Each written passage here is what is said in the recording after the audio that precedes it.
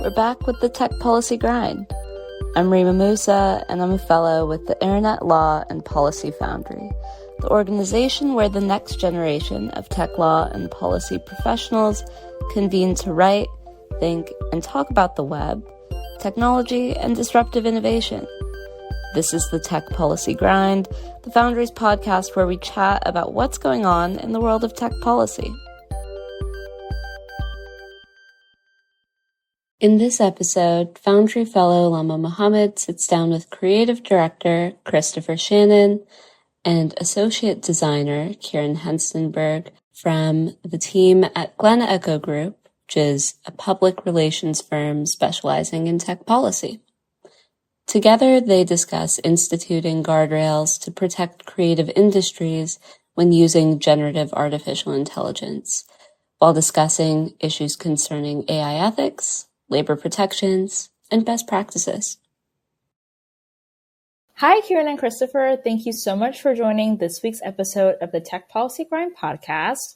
I am very excited to have two of my coworkers on the show today to discuss the ethics and best practices of using generative artificial intelligence in the art world. Woohoo, excited to be here.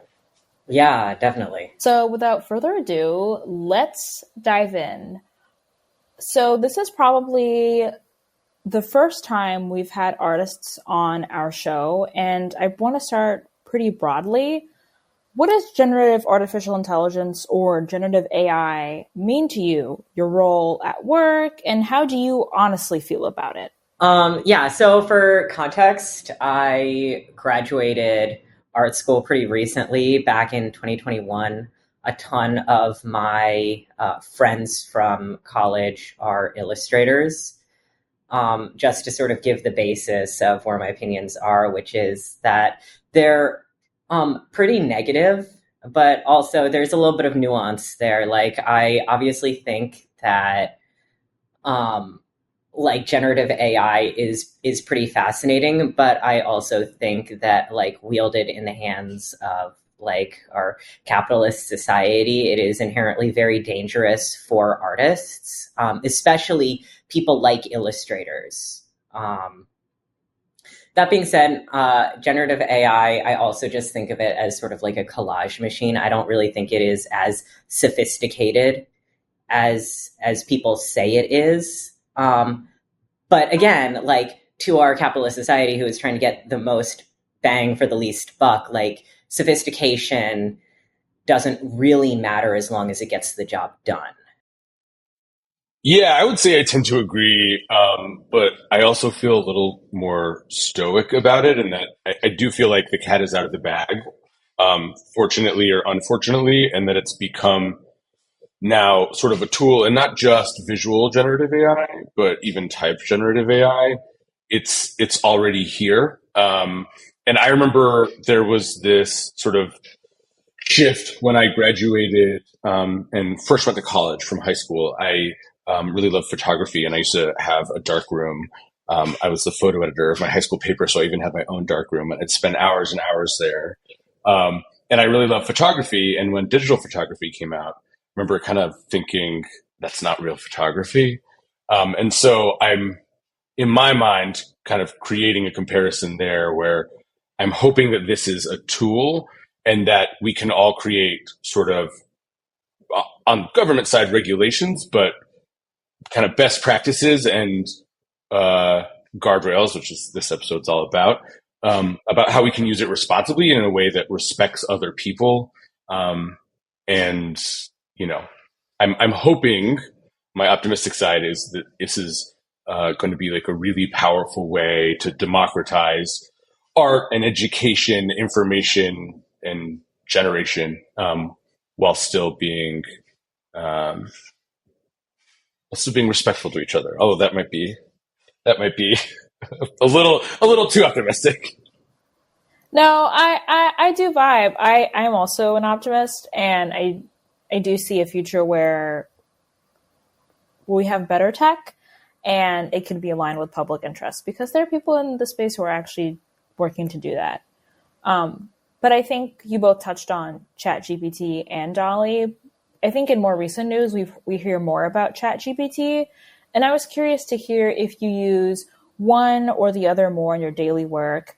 And I would also love it if you could share how you use generative AI to create the State of the Net's conference Fantastic Designs this year.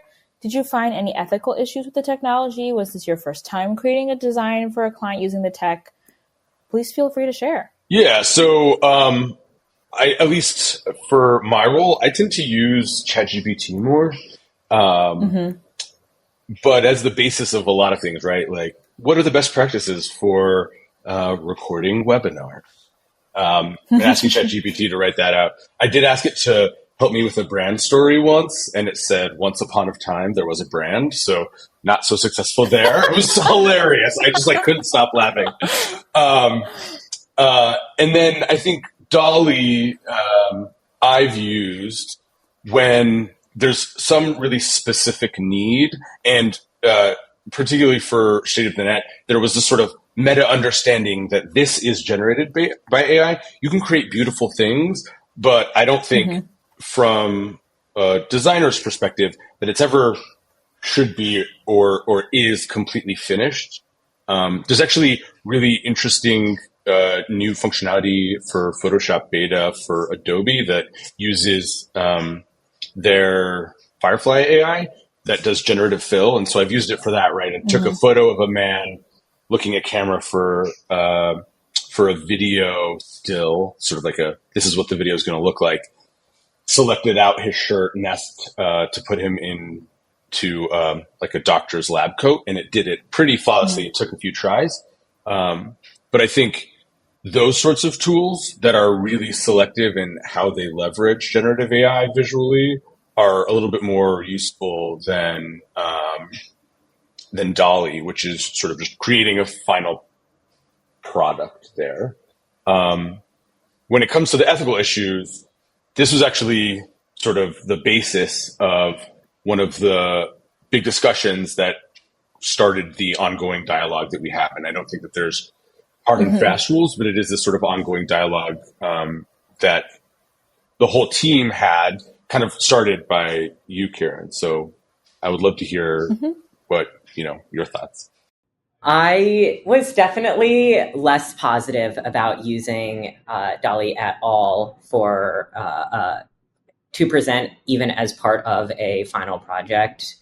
I definitely had some pretty mixed feelings about basically presenting unedited images from Dolly as an essential, like the key part of the designs for State of the Net. I mean, generative AI, like even Adobe Firefly, there are issues with the consent of the artist's work being used. Yeah, exactly. I think Dolly and Stable Diffusion and things like that are absolutely the worst in terms of they scraped the web before anyone really knew what was happening. Firefly is a little bit different, but they still don't really give the option of people with stuff on Adobe stock opting out. And they have not figured out a system in which to pay people for their labor, essentially. Right. So I guess until we figure all of that stuff out, I'm using it in essentially any capacity for my work on hold.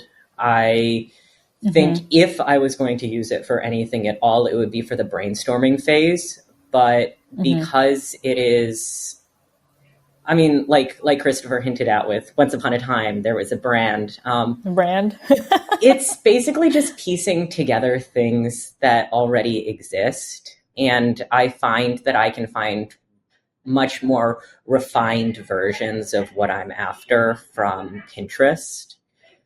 I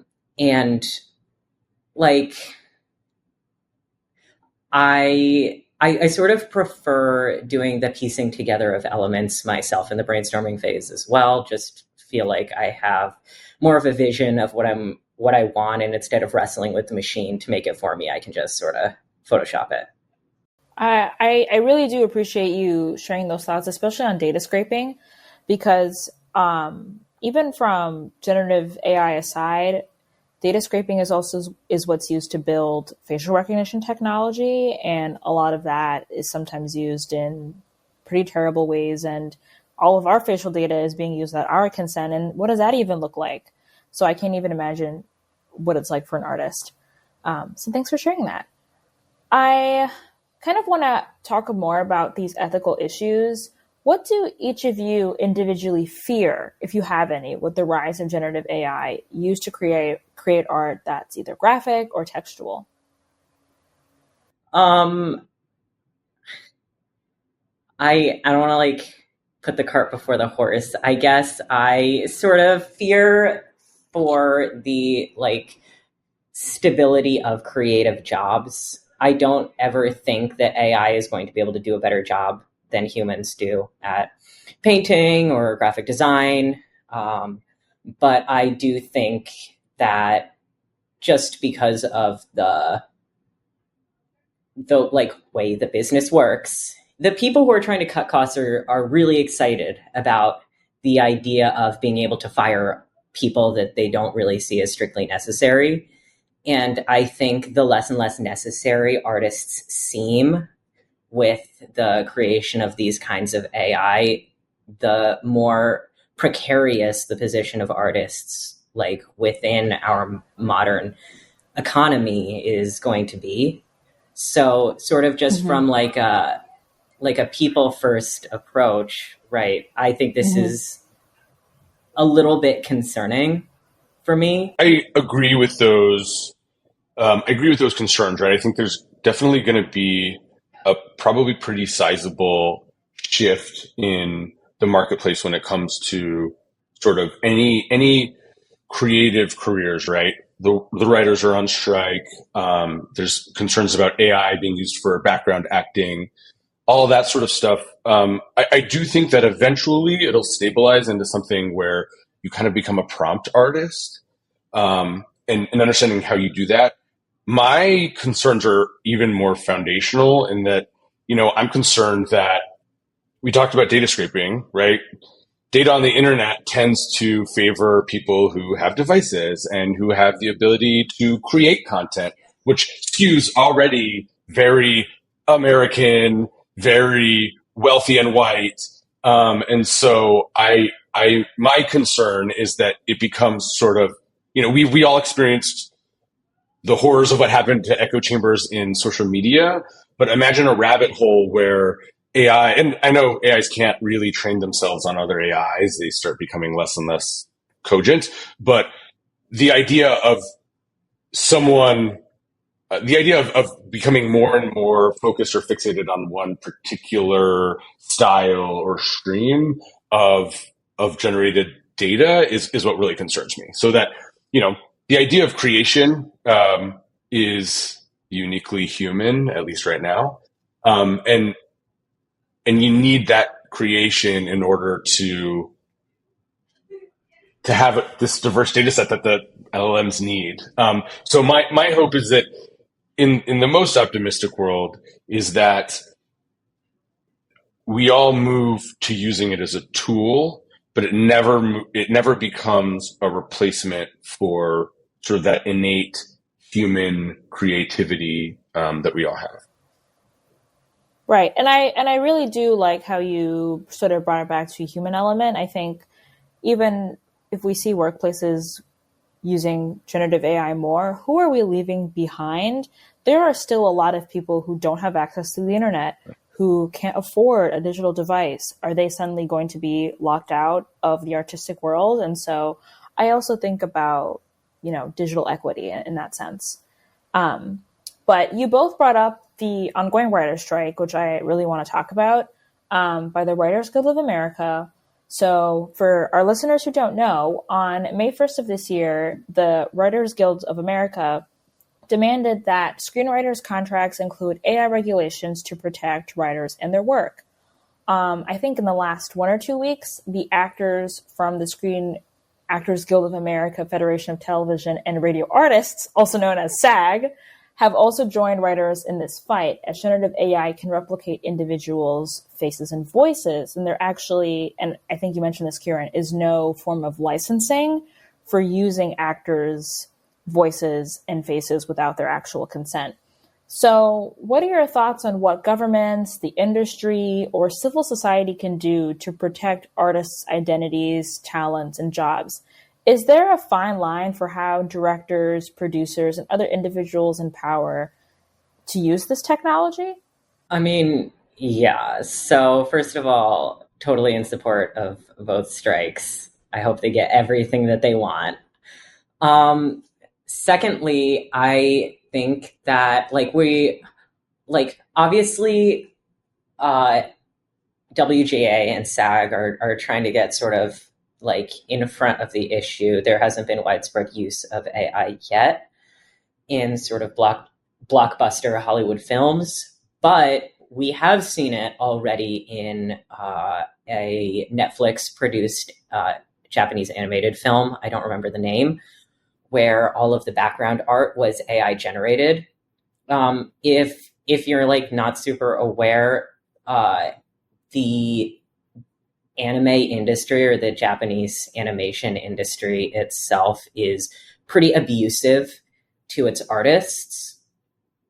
And this is, I feel like, just sort of a continuation of this, the idea that they don't want to pay their artists. They already don't want to pay their artists, but to just sort of like remove them entirely. There is this is what could potentially happen.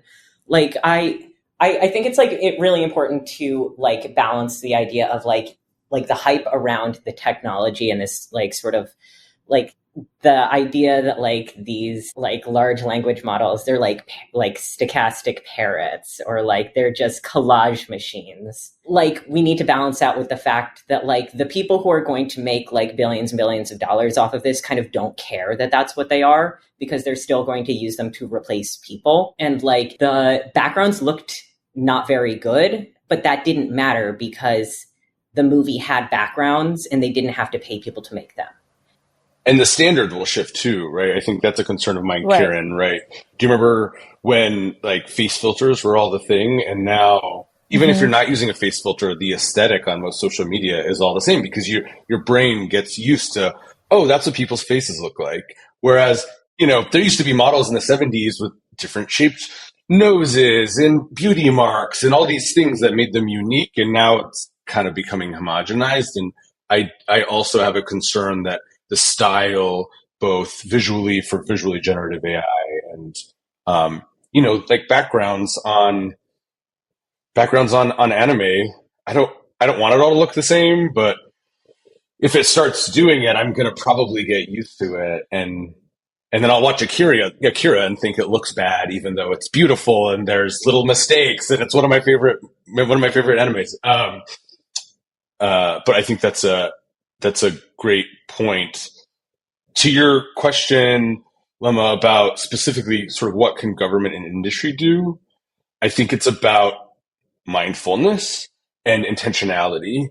So I think as a community of creators, including people who are, you know, team leads or at the executive level, that it's an ongoing conversation about what is the right way to do it, because I don't think that we know yet. It's too new. And also, you know, people can be kind of greedy, Kieran, to your point. And I think we've seen that. Leveraging this to take away something from another person is going to lead to negative consequences, as we've seen with and you pinged on this really early, Kieran. It's a capitalist society issue. And so I have some concerns there. And because of that, you know, for the people who are less mindful and less really intentional and thoughtful about this, I think that the government needs to step in. And even beyond that, I think that a multinational organization needs to step in, like we've seen for other sort of powerful technologies in the past. but I think at a scale that we've never seen it at a scale of this size before, right? You can control nuclear weapons and you can detect them, but you can't really control an LLM you've downloaded to your iPhone, which you can do now, which is insane. And so I think having a multinational organization, and I think everyone's pushing for this right now, a multinational organization that is able to sort of define agreements and enforce them. And then I also think that there's a big opportunity here, particularly for writers. I think writers are at the most risk because even more than visual artists, right? These are large language platforms. They need words in order to work, even when they become visually generative. I hope that we can find some way, and I think, like, honestly, blockchain, there's an opportunity to do this, although the ecological impact would be kind of vast, but some way to track. Yes. Yeah, right. It's like, oh, great, let's throw some more compute and more energy and more oil at it. But I think that finding a way to show, right, hey, this is 30% Kieran's work, or this is 30% Christopher or Lama, your work as a writer or as a creator, right? Hey, do a podcast in the style of Lama. Like, I would want you to be able to control that and at least see that, which is one of the big things that Kieran and I and the whole team were having discussions about, right? Like, how can this be attributed? Is it being compensated? Can you provide consent? And I think those are the sort of three main areas where government and industry need to come together and need to do it rather quickly, because we're already, the horse is already out of the stable. And so this needs to happen, in the next year in order for it to really have any meaningful impact. Yeah, I totally agree. Thank you so much for sharing. I want to go back to Once Upon a Time There Was a Brand, because on a similar line, I was reading how Charlie Brooker, the creator of the show Black Mirror, got ChatGPT to write him an episode for season 6 and ultimately hated it, similar to you, Christopher. So do you think, considering all the ethical issues, that this new technology could ever help the art industry? And if so, in what way? So I'll take this one because it was sort of an experience. I have to say, which might seem counterintuitive, yes.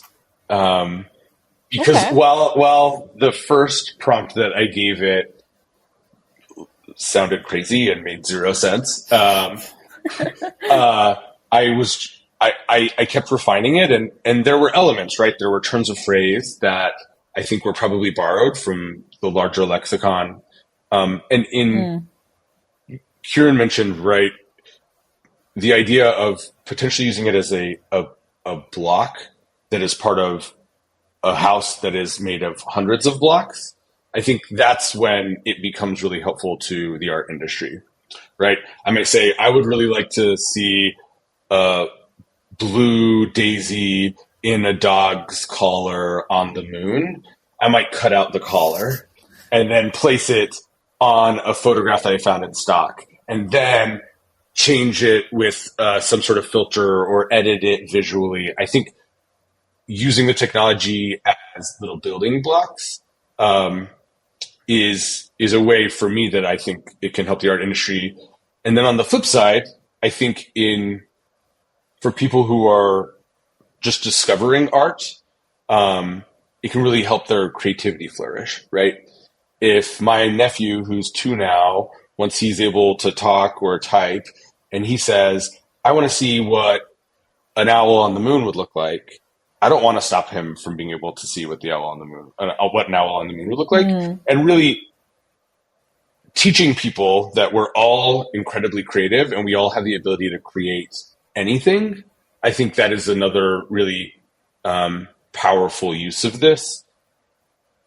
On the flip side, whereas us as professional creators need to be really mindful of how we use that, because because those are two very different use cases. I love that you touched on the democratization of art and design because it's something that I'm pretty passionate about. Obviously, I went to school for art, which is like a privilege not a lot of people have.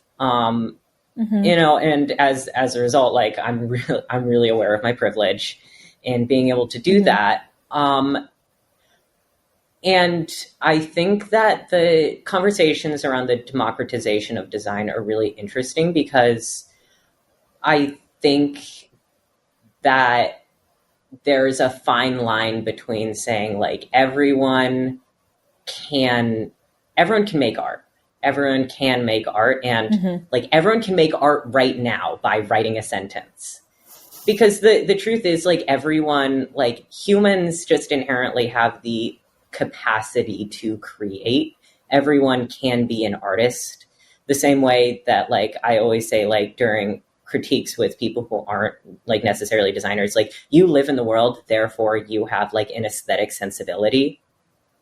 Like everyone has the capacity to create, and it's just a matter of like nurturing that. Like I can't draw, but I could draw if I worked hard enough at it. Like the democratization of design isn't necessarily like I want to see like I want to see like surreal dog like riding bicycle, right? Like right. It's like maybe democratization of design is like making sure that like schools have the funding for their art programs so that like a third grader can like has the like paints to do that and the time within the day to do that. I think that like democratization of design is incredibly important, but again, it needs to be people first, not technology first. So Kieran, how would you respond to the idea that this is an artistic tool? Oh, I absolutely, yeah. So the thing is, I'm not anti like machine learning art. I really like a lot of the aesthetics that it can create. I know that Christopher, you and I have talked about Google's like Deep Dream generative AI from, a decade ago. A million years ago, yeah. Which like scraped like Google images and created these weird psychedelic like creations. And it was all just, eyeballs and dogs. Nice. And it was just like a really, really interesting reflection of like what exists on the internet. What do we as humans take pictures of and document? And this idea of there being, I love when like AI art really shows it's like transparently artificial. I think that there is like inherently something creatively valuable in that. What I don't personally like is when people are using AI to obscure the fact that they are using AI. I see. When they are saying in the style of this artist. Like, I think AI is valuable. Like, I think AI art is valuable, but I think that people need to be honest about what it is in order to use it as a tool. Completely agree. 100%. Yeah. And to bridge some of the positives that you both raised about the technology and your personal experience with it, is there a balance between how artists can use it without taking a design from someone else and generating art? What are the best practices artists should follow when using this technology? Yeah, well, I don't actually think that there is a way to engage with generative AI without using someone's work who hasn't consented to having their work used in the training model. Like currently there is no existing like generative AI that uses an image set where everyone has opted in and is being compensated fairly. Once there is, and I think Firefly could be that thing once it figures itself out, because it still has some major flaws with its control and compensation. Like there could be ways to engage with and create with generative AI that are not infringing on people's rights over their own work. I think at this point, like, I don't think people are like necessarily like doing bad things by using generative AI. But I do. Well, okay. Yes. Not, okay. Hold on. Everyone in the world, there are lots of people doing bad things using AI, but I don't necessarily think that you creating something with generative AI means that you are like a bad person who is stealing from other creators. That's what I was trying to say. I think that it's so partially the issue of this like hype cycle that people are sort of jumping into this feet first and not really considering the ethical implications of it. Like we can talk like all day about all of this like deep philosophizing that we've been doing about AI for like months and months, but like just like regular old internet user who's going on like Clip Drop and using like Dolly or whatever, like isn't necessarily like thinking that. And I forgot what the question was, but basically like, right, there is no like ethical way to use these necessarily, but I don't think that that people are necessarily like purposefully, obviously people aren't purposefully being unethical, but yeah. And I think where we ended up netting out was really that concept of intentionality and mindfulness. Mm-hmm. And what that looks like for the team right now is that we don't use generative AI as an end product, right? I wouldn't take that brand story and provide it to a client. We wouldn't type in something we needed for a social card and provide it to a client. What we found is you can use it as a component, right?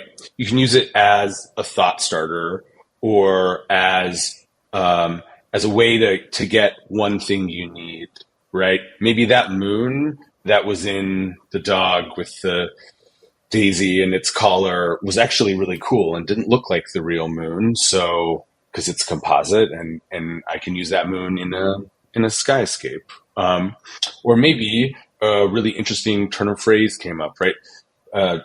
ChatGPT is great for taglines.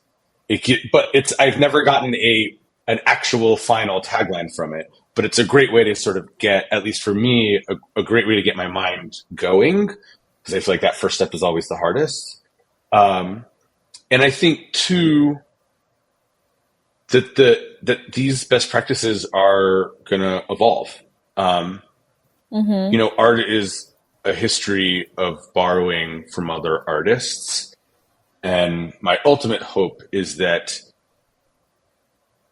people just are mindful about it, and that some of the actual technical issues that exist, right, which is the lack of attribution, which I think leads to compensation and the ability to consent are resolved, because it's a great thought partner. Mm-hmm. It's boring and it's a robot and it has sort of a robotic voice and ethos, and sometimes it tells you that a brand story starts with once upon a time. But it is still an incredibly powerful tool that I think is going to change the world, hopefully for the better. I'm gonna keep my optimist hat on. Awesome. Well, to conclude, the Internet Law and Policy Foundry is a career development fellowship for early to mid career professionals. Christopher and Kieran, how can our listeners help establish ethical AI practices in art? Do you have any advice for those interested in pursuing an art career but are worried about the negative impacts of generative AI? Yeah. So for the people who are interested in the policy aspect of this, I would very strongly urge that you talk to the artists themselves. Mm-hmm. a lot of us are doing some pretty heavy philosophizing on this stuff in our own artistic circles, but we'd love to hear from people outside of the like doom and gloom circle for sure. And for people who want to get into art, like, I trust that no one is going to, like, no computer is going to make art better than you do. Yes. Yes. I do support that. Yes. My sort of thoughts on on like how to establish ethical AI practices is just to be kind.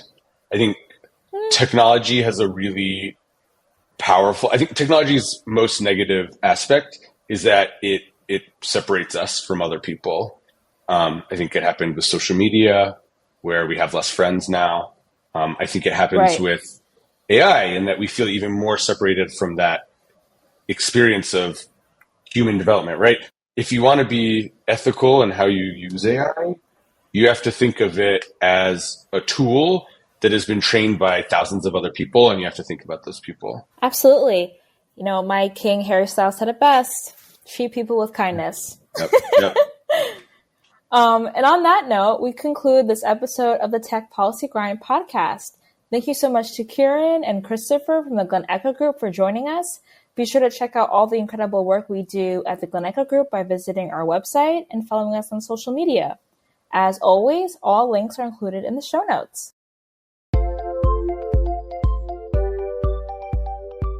Thanks for tuning into this episode of the Tech Policy Grind. If you enjoyed the show, get in touch with us at Foundry Podcasts with an S at ilpfoundry.us, or leave us a review wherever you're tuning in. I'm Rima Musa, the host of the show, and this podcast wouldn't be possible without the help of our team at the Internet Law and Policy Foundry. Thank you to Evan Enzer for editing this episode, Lama Mohammed, our social coordinator, Allison McReynolds, our accessibility coordinator, and Tim Lorden at the Internet Education Foundation. See you next time.